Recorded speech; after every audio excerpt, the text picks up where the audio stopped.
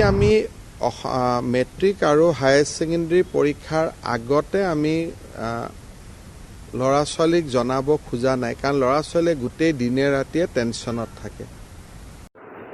নমস্কাৰ বন্ধুসকল, আজি আপোনালোকে এইটো ভিডিঅ'ৰ পৰা জানিব পাৰিব যে HS হায়াৰ ছেকেণ্ডাৰী ৰিজাল্ট কেতিয়া দিয়া হ'ব আৰু কেতিয়া ঘোষণা কৰা হ'ব। সম্পূৰ্ণ কথা জানিবৰ কাৰণে ভিডিঅ'টো প্ৰথমৰ পৰা শেষলৈ চাই থাকিব আৰু চেনেলটোত নতুনকৈ আহিলে চেনেলটো ছাবস্ক্ৰাইব কৰি কাষতে থকা বেল আইকনডাল বজাই ৰাখিব নতুন নতুন আপডেটবিলাক পাই থাকিবৰ কাৰণে। তো বন্ধুসকল, ডক্টৰ হিমন্ত বিশ্ব শৰ্মা ছাৰে ইয়াতে কি কৈছে চাই লওক আৰু ৰিজাল্টটো কেতিয়া ঘোষণা কৰা হ'ব আপোনালোকে এইটো ভিডিঅ'ৰ পৰা জানিব পাৰিব।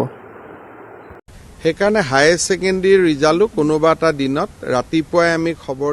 এতিয়া আমি মেট্ৰিক আৰু হায়াৰ ছেকেণ্ডাৰী পৰীক্ষাৰ আগতে আমি ল'ৰা ছোৱালীক জনাব খোজা নাই, কাৰণ ল'ৰা ছোৱালীয়ে গোটেই দিনে ৰাতিয়ে টেনশ্যনত থাকে আৰু এইটো ল'ৰা ছোৱালীৰ স্বাস্থ্যৰ কাৰণে ভাল নহয়।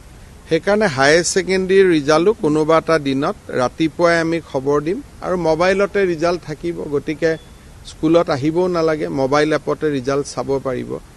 শিক্ষা ব্যৱস্থাৰ সংশোধনী বা যিটো আমি এটা সংস্কাৰৰ কামত লাগি আছোঁ, সেই সংস্কাৰৰে ই এক উদ্দেশ্য।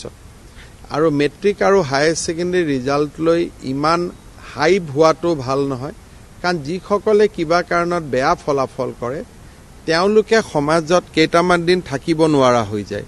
সেইকাৰণে ৰিজাল্টটো লৈ যাতে বহুত হাইপ নহয় আৰু ই এটা চিৰচৰিত পৰম্পৰা হয়, যাতে পৰীক্ষা দিছোঁ ৰিজাল্ট দিছে ইমানেই, নহ'লে ই ষ্টেণ্ড কৰিছে, ই ফাৰ্ষ্ট ডিভিজন পাইছে, যিমানটো আমি হুলস্থুল কৰোঁ, থাৰ্ড ডিভিজন পোৱা ল'ৰাকেইটাই নিজকে একেবাৰে সমাজত বাস কৰাৰ অনুপযোগী বুলি ভাবিব আৰম্ভ কৰে। সেইকাৰণে এইবিলাক আমাৰ পৰীক্ষা সংস্কাৰ বা শিক্ষা সংস্কাৰৰে এটা সিদ্ধান্ত আছে।